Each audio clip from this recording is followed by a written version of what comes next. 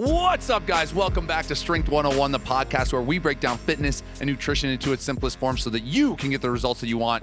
My name is Nick Byam. I'm the owner and founder of Strength Academy, a gym where we teach strength training and weight loss to busy adults. We've helped hundreds of beginners learn the skills necessary to have the body they want, and this podcast is really all about what we've learned along the way. All right, let's start with a little bit of history, guys. At Strength Academy, we run a program called Body Composition. It's our version of a weight loss accountability system, and it's been massively successful for our members. It's an 8-week program where we go all in on the education and the habits that drive weight loss. We've had men who have lost up to 30 pounds in 8 weeks. We've had women lose up to 20 pounds in the 8 weeks, which frankly is pretty impressive because we're not trying to crash diet anybody. We've also had several members that have done the program multiple times, and they've lost anywhere from 60 to 100 pounds. It's crazy. Like they'll do the program, then they'll take, 4 months off of the program, then they'll go in again, they'll do it again, and they've just lost an amazing amount of weight over time. Frankly, I've been astounded by the results from the program, mostly because when I built the first version, I was simply trying to make everything as simple as possible. I had always opted for the simplest version of weight loss in my own fitness journey, but I hadn't tested it on enough clients to know whether it was going to be consistently effective. Luckily, it has been, and it's actually been that simplicity that has driven the success. Our theory, my theory, is that most weight loss programs ask people to pay attention to too many things, way too many things. You're tracking macros, you're watching the scale, you're trying to get micronutrients in. It's just too much stuff. Way too many habits, way too many metrics. We wanted to give our members the 1, 2, or 3 things that actually move the needle when it comes to weight loss. And so that's what we did. We tried to make it overly simple. It's like, how simple can you make it before it stops working? And so we asked them to, 1, stay under their assigned caloric limit for the day. We asked them to, 2, eat the assigned minimum amount of protein each day, and 3, weigh themselves daily. So we want them to stay under their calorie limit, we want them to eat enough protein, and we want them to weigh themselves daily. If they're checking those boxes, they're allowed to eat whatever they want, whenever they want. And it has been an incredibly effective system. Because the truth is, no matter how effective a program can be, if it's just too much to fit into your life, you won't do it. So today, I'm going to share you some things that we've learned along the way helping people lose weight. And this is 4 weight loss myths that are destroying your results. Number 1, you must eat healthy to lose weight. Well, let's start with the definition. What the hell is healthy? This would actually be a really interesting video to do. Go around the streets of your town and ask all the different people what it means to eat healthy. You're going to get a cajillion different answers. I've always had a problem with this term because there is no standard definition. Some people think eating healthy is eating all vegetables. Some people think eating healthy is only dairy, meat, and eggs. And the crazy thing is, both those people tend to have success. If they're really diligent with what they're eating, they can have success. In reality, health trends tend to be the personal opinion of somebody or an organization. I mean, just look at how many times the government has changed their tune on the food pyramid. And we take these opinions from other people or from these organizations, and we adopt them as rules because we assume they know more than we do. It is my opinion that when weight loss is the actual goal, you want to throw the word healthy out the window. Get rid of it. Don't even think about it. Fat loss requires your body to experience an energy deficit. You must eat less fuel than your body requires to function. When the body does not receive the proper amount of fuel, your fat stores are going to get broken down to provide the missing energy. It's that simple. Don't make it any more complicated than that. We measure the energy that a food contains using calories, right? That's what's on the back of all the food labels. And when you limit your calories to a fat loss state, we call that a calorie deficit. I know this is a bunch of definitions, guys, but stick with me here. And you notice that in that entire spiel about how to achieve fat loss that I just said, I made no mention of the type of food that you have to eat or of healthy foods.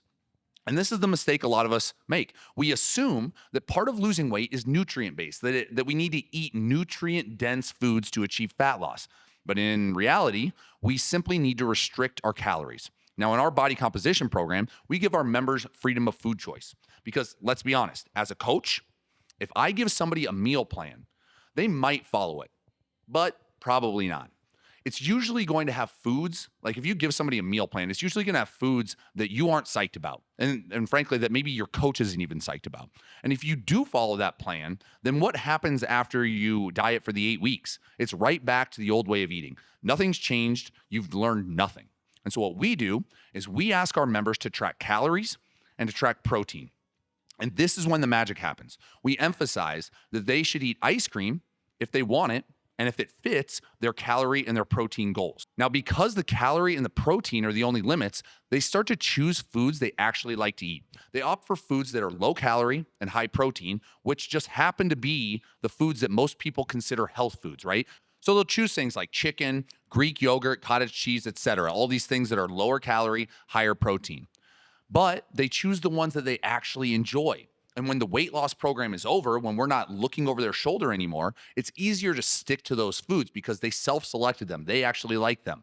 And our members then understand why they chose those foods instead of blindly following some plan that was given to them by a coach. Now, if you throw the word healthy out the window, crazy things start to happen. I've had somebody who lost 30 pounds eating frozen TV dinners every single night. Shout out to Kathy. It was insane, but she lost a ton of weight doing it. I've also had a guy lose 45 pounds in 90 days, and he drank 10 plus beers every single weekend. Shout out to Chris, like in phenomenal results, but he definitely drank a ton of beer. I personally have performed a food experiment where I only ate fast food and lost weight. It can be done, and you can do it too.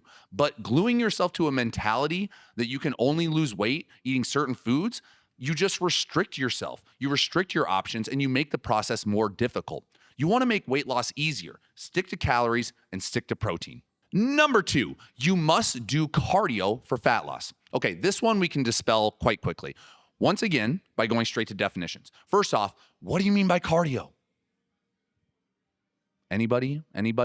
Bueller? Now, I could walk on a treadmill. I could row on a rower. I could do air squats for a full freaking hour.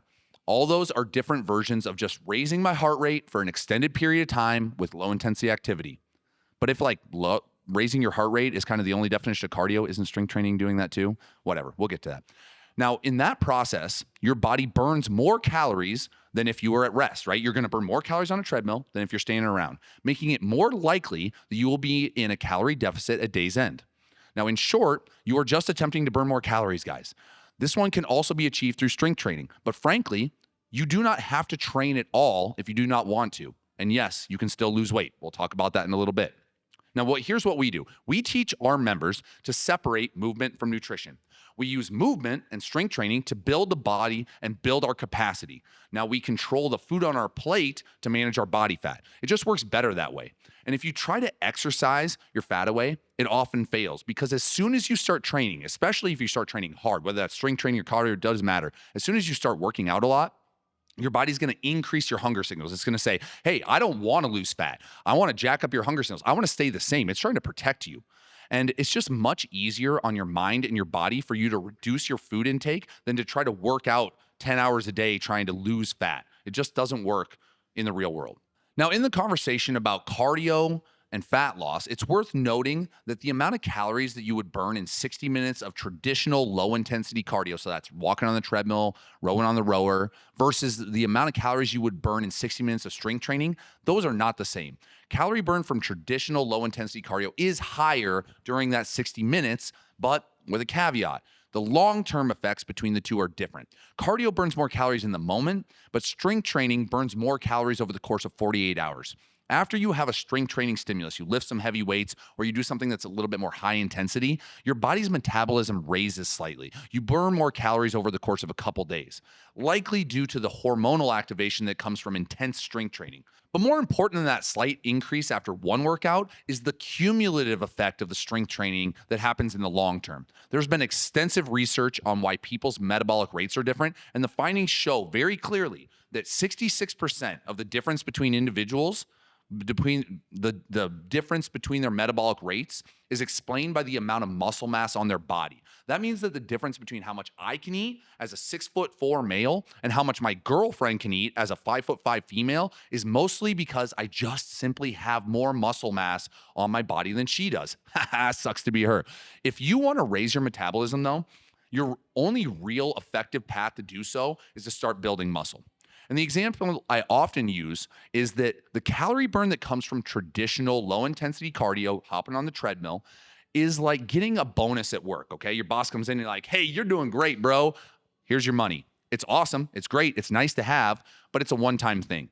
The calorie burn that comes from strength training is like getting a smaller bonus, bummer, but also getting an increase in your salary. Hell yeah. I would take that every day, right? Because the bonus is still a one-time thing, but the increase in your salary pays off on every single paycheck. So cardio gives you that one-time payoff. Strength training is like increasing your metabolism over time. So do whichever one you're going to do consistently, but we are very much biased towards recommending strength training over cardio for long-term weight loss success. And I mean, you just kind of have to take my word for it, but we see the proof in the pudding with our members. And the reality is you don't actually have to train at all if you want to lose weight. So here's a story for you. My brother-in-law came to me years back and he said, bro, I need to lose weight, but I've got 2 kids. I got a demanding job. I'm not going to work out. And I said, hey, bro, no problem. You're just going to have to restrict your calories more than if you were training. You just don't have that margin that training provides you. So you're just going to have to eat low amounts. He agreed. Several months later, he was down 25 pounds and he didn't do a single bit of cardio or strength training. He never walked into a gym. He went to work. He came home, still lost the weight. And once you understand that it's all a math equation, you can find the equation that works for you. And what works for you can be done consistently. And when you do things consistently, that's how real change happens. Number 3, if you only eat 1,000 calories, you will starve. All right, let's break this one down because it really infuriates me. So far in this podcast, we've identified 2 things that disprove this I'm going to starve myth. 1, you must eat less than you burn to lose weight. We talked about in the first one, right?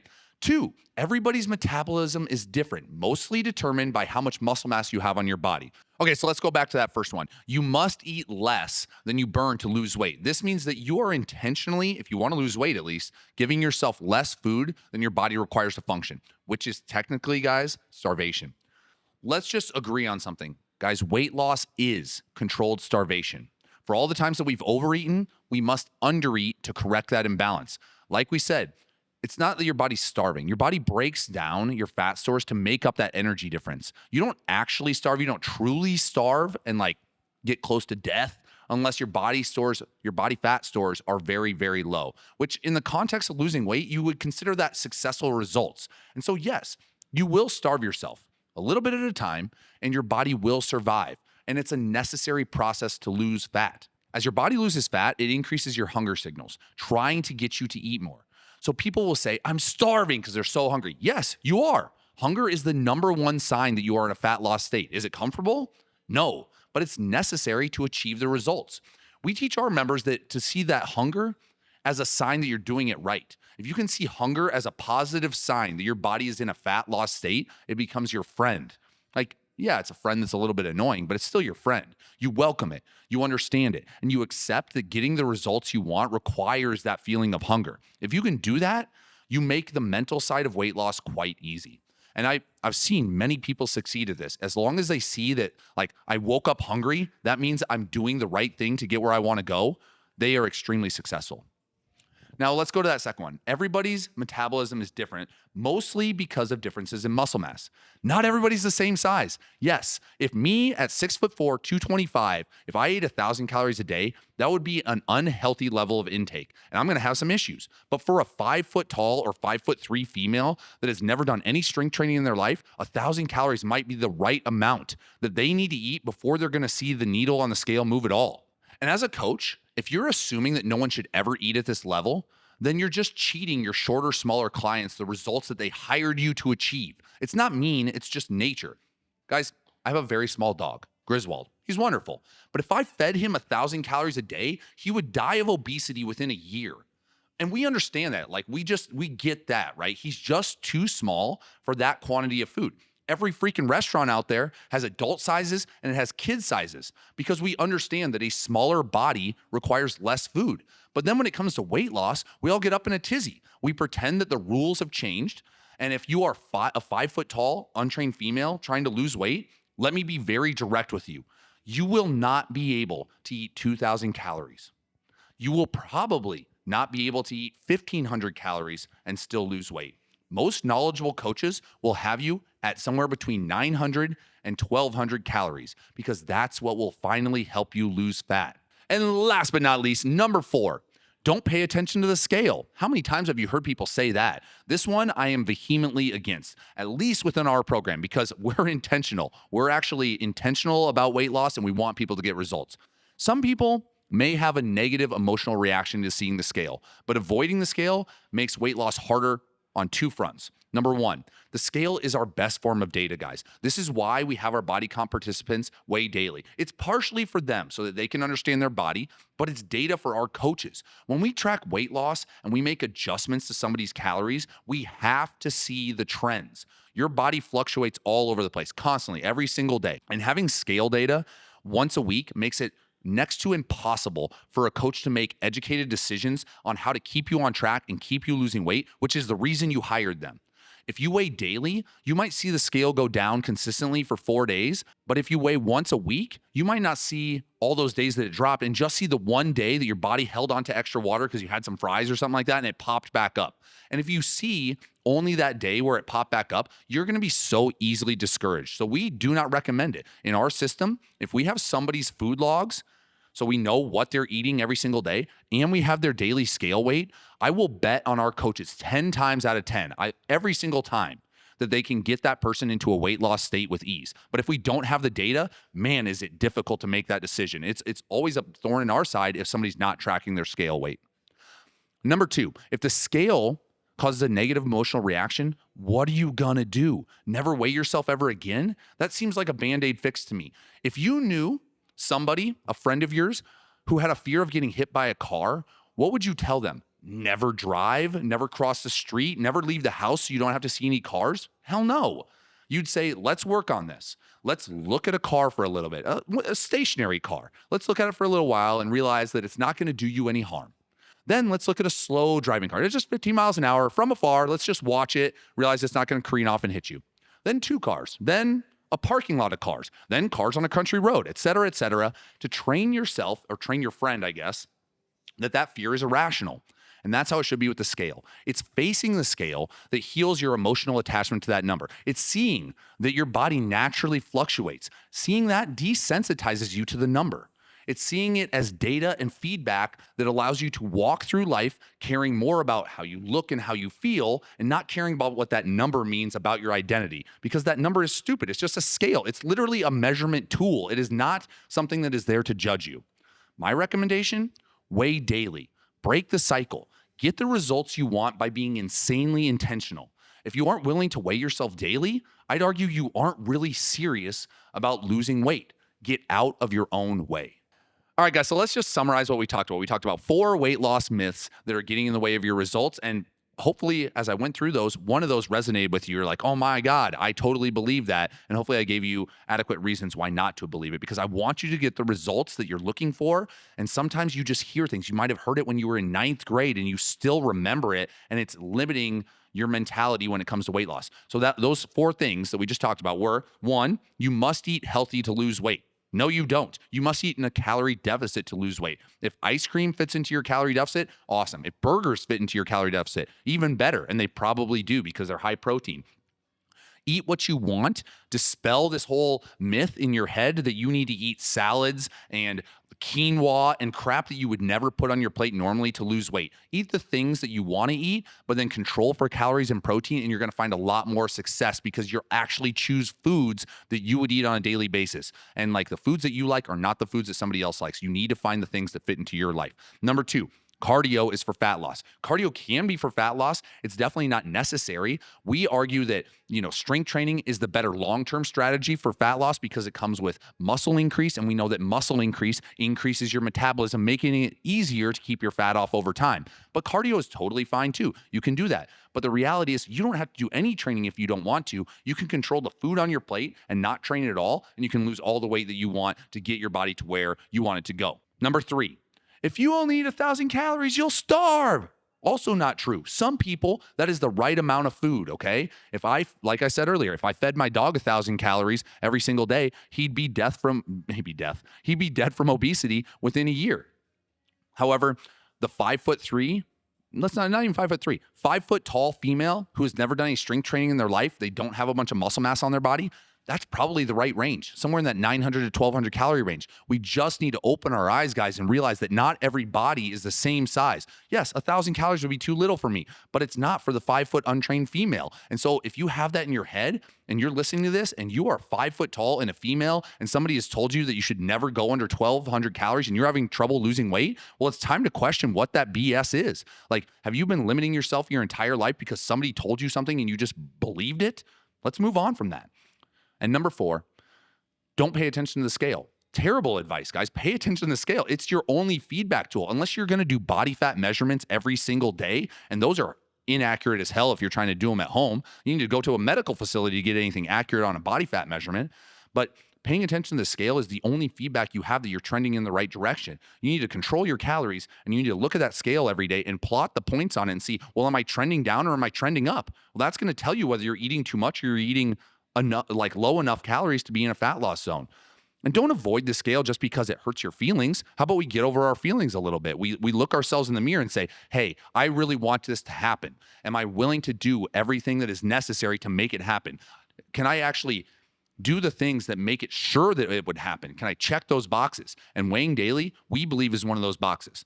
Now, like I said, guys, all this information, all this passion that I have for these rules come from working with hundreds of people on our body composition program. We've seen, and like, these are normal people. These are people who have kids and careers and live in a 15,000 person town in Wisconsin. And if it's working for them, like, don't assume you're special and that you have something different going on in your life. It has worked for them, and we have kept it as simple as possible, and that's why it has worked.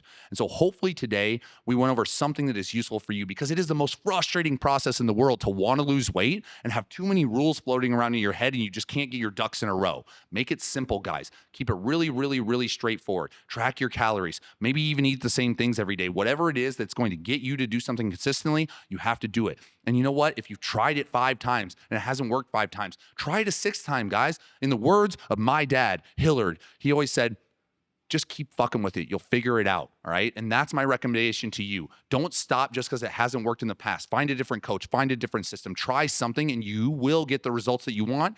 And the only way that you won't get the results you want is if you quit. Guys, this is Strength 101. Hopefully we went over something that's useful to you. Make sure you send us a DM or a comment, like and subscribe below if you're watching this like on YouTube or something like that. Strength 101 is where we're at on everything. TikTok, Facebook, Instagram, YouTube. Am I missing anything, Stet? I don't think so. We're everywhere, guys. And if you want more information about how to lose weight, how to build muscle, and how to basically just feel like you're in control of your body, then this is your one-stop shop. This is Peace 101. Peace out. Oh my God. This is Strength 101. Peace out. I said this is Peace 101. You should just keep that whole thing in there. We're done.